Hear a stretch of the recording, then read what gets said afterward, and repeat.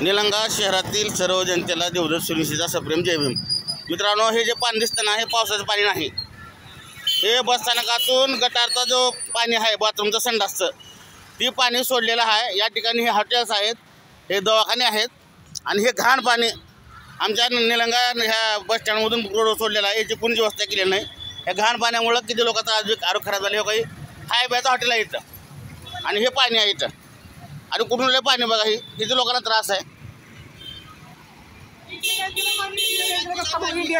India बँकेपर्यंत या रस्त्यानं पूर्ण सगळीकडून रोडवर पाणी सोडलेलं आहे। ही निलंगा शहराची शान आहे आमच्या। ही आमची निलंगा सोनारा गल्ली सगळं मेन एरिया आहे मार्केटचा आणि या मार्केटमध्ये हे पाणी, हे घाण पाणी।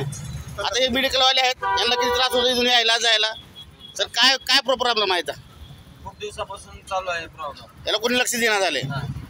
दोन वेळेस आरसीबी करून आले सगळ्यांनी मिळून। हे सगळे एखादं दुकान आहेत, हे किराणा दुकान आहे, मेडिकल आहे आणि हे घाण पाणी आहे साहेब। हे पाणी काय चांगलं नाही। हे संडासच्या बाथरूमच्या टाकीतलं पाणी आहे आणि हे नगर परिषद हे आउटलेट काढलं इकडं बाहेर आणि हे बरहरदार एरिया आहे, बसस्टँड आहे।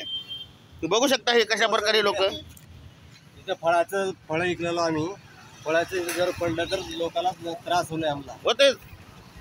हे बघू शकता तुम्ही, हे घाण पाणी आणि हे निलंग्याच्या चेहऱ्यावर लागलेला डाग आहे सगळ्यात मोठा। कुठं आहेत आमचे निलंग्याचे आमदार? कुठं आहेत खासदार? मतं मागायला येतात सर्वसामान्याच्या याच्याकडे कोण लक्ष द्यावं? हां, हे पाणी असं रस्त्यावर सोडत असते का? रस्त्याला पाणी सोडत असते का? हे बघा, ही त्यांची पद्धत बघा, ही पाणी सोडायची आउटलेट काढून।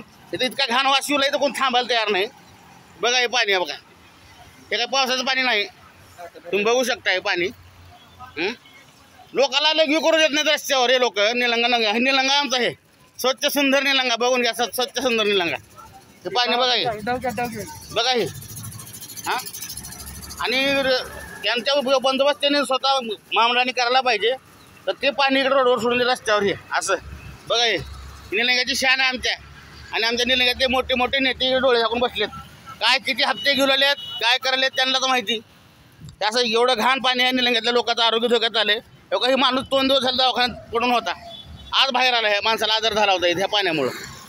बघा इथं बसून करून खाल्लेला माणूस आहे, बरोबर माणूस। ह्याच्या पाठीमागं हे घाण पाणी कसं जगावं निलंग्याच्या लोकांना? माझं म्हणणं आहे, लवकरात लवकर जरी पाणी बंद नाही झालं तर आम्ही या रोडवर रस्ता रोको करू।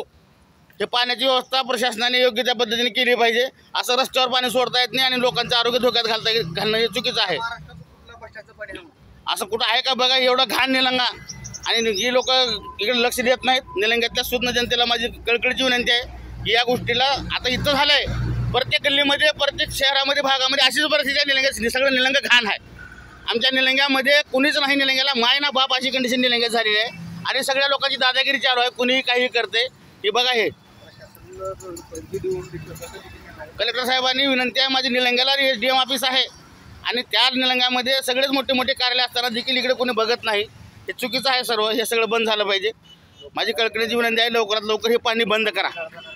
लोक आजारी पडत आहेत, बिमार पडत आहेत। एखादा कोणीतरी आजार होऊन मरल, त्याला जबाबदार कोण आहे?